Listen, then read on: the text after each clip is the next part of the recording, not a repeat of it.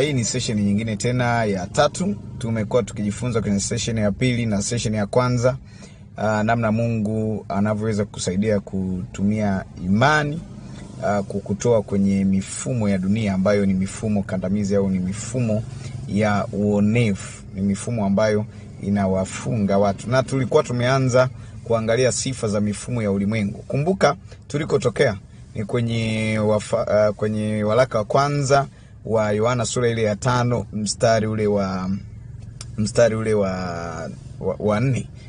Biblia inasema ya kwamba kila kilichozaliwa na Mungu hushinda ulimwengu, na huku ndiko kushinda kwa ulimwengu, hiyo imani yetu.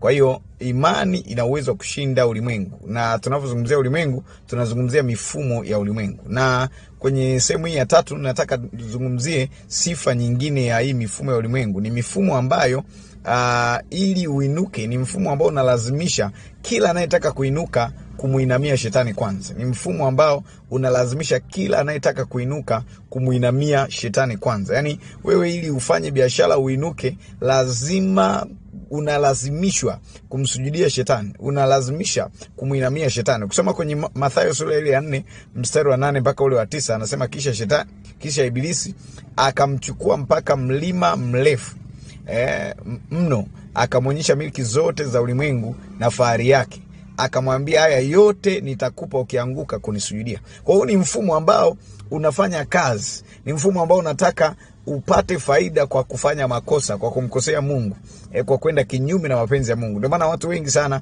unakuta wameingia kwenye biashara, wameingia kwenye ajira kwa sababu ya masharti na kanuni zilizowekwa, wanajikuta ili waweze kupenya lazima wamkosee Mungu. Wengine wanatoa rushwa, wengine wanajitoa miili yao, wanajiuza ili wapate kazi, ili wapewe upendeleo fulani na kibali. Lakini utagundua ya kwamba Mungu ana mfumo wake wa kuwapa vibali watu wake. Sio mfumo wa rushwa, sio mfumo wa kuwatumikisha kwenye uovu.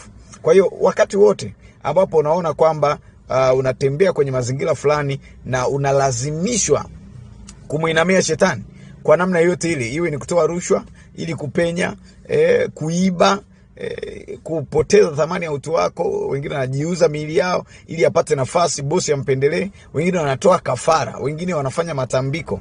Unafanya biashara mahali fulani, unaambiwa kwamba inabidi ukaage nyumbani ndio utafanikiwa. Na kuaga kwenyewe wanakuzungumzia ni kufanya matambiko, kuabudu mizimu. Kwa hiyo unakuta kuna tengenezeka imani fulani kwamba ili ufanikiwe, ili upenye mahali fulani, lazima utembee kwenye mfumo wa kishetani wa kumuinamia shetani.